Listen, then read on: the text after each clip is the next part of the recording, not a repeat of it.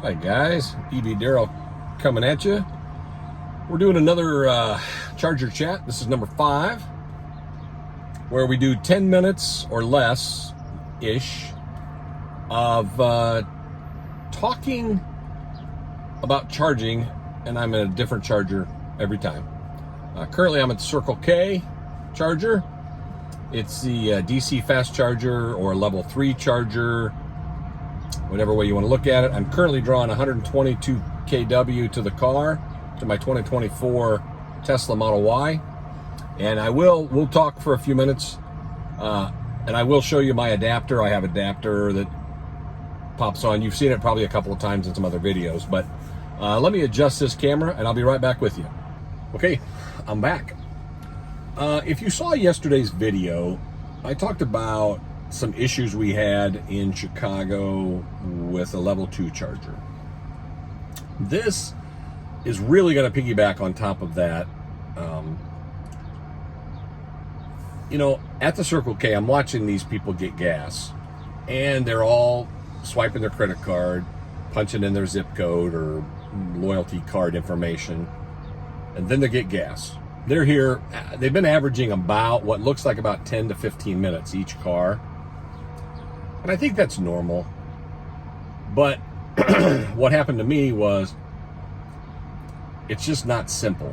When I was in Chicago having issues with the charger, and I don't want to go down that road again. But what I want to talk about is this will become more normal. I mean, we're getting new chargers added every day throughout the country. There's more and more chargers. The problem I see is, if you have in your phone, you have 25 different apps. We don't normally hardly ever use those apps. That's what I want to get to. Most electric vehicle owners charge at home 90 to 95% of the time. I've had a couple people tell me I charge at home 99% of the time. 99%. I hardly ever charge outside the home. But if you go on a road trip, you're going to have to charge. If you go more than any short distance, say 200 miles, 250 miles, you're going to have to charge, okay? So, hang on a second. Let me show you my adapter, and we'll get back. I'll get back with you. I'll show you what we got. I wanted to show this to you guys real quick. We are right at the 10-minute mark that we have been here now. I've added about 64 miles of range in 10 minutes. I'm down to average. I'm only getting 92 kW to the car right now. I was getting 123 when I first plugged in. Now, I didn't warm the battery coming here, but it's currently 74 degrees. I was driving about 12 to 15 miles to get here. So the battery was okay. Yeah, I didn't need to precondition, but it's been 10 minutes and I'm going through my adapter, which is the concern that I have. That's where the range loss is. This is no Tesla supercharger, obviously. But I came in at 32% is what I rolled into with the car. And in 10 minutes, we're at 56%, okay? So let me show you real quick, and we've added 17 kilowatts of energy to the car. Let me just show you this adapter setup that I've got real quick, then we'll get back in the car. See, my CCS adapter is here, and that's where if there's any loss whatsoever, it's not a direct plug. But look at CCS plugs, how massive they are compared to Tesla superchargers. Just a nice simple cord, easy to plug in. But here's currently the energy that's been dispensed.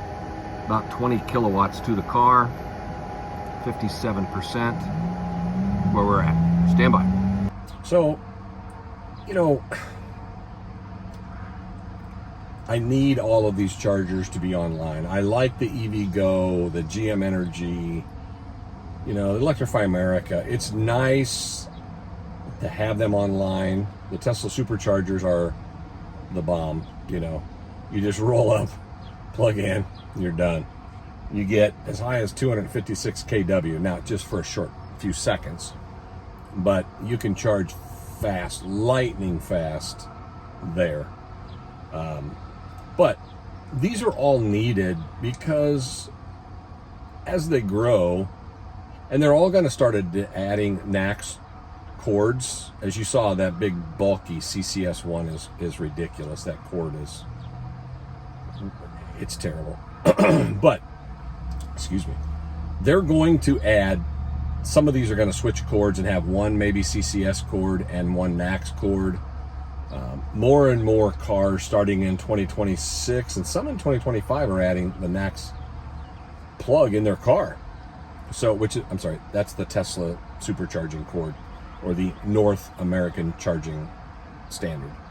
But once those get adapted to where you have one NACS cord and one CCS1 cord like this, it'll be nice, much nicer. And if you want to roll off the interstate and you don't go to and you need one other than a Tesla supercharger, if you're driving a Tesla and you want to roll in, you don't even need an adapter if they'll have a NACS cord, Those will be nice to use on road trips.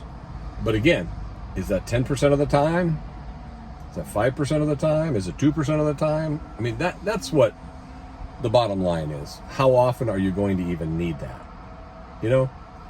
So basically, that's been our talk today. It kind of encompasses all that information. So anyway, appreciate your time. Another charging chat done, number 5. So please like, subscribe, and comment below. Until next time, America.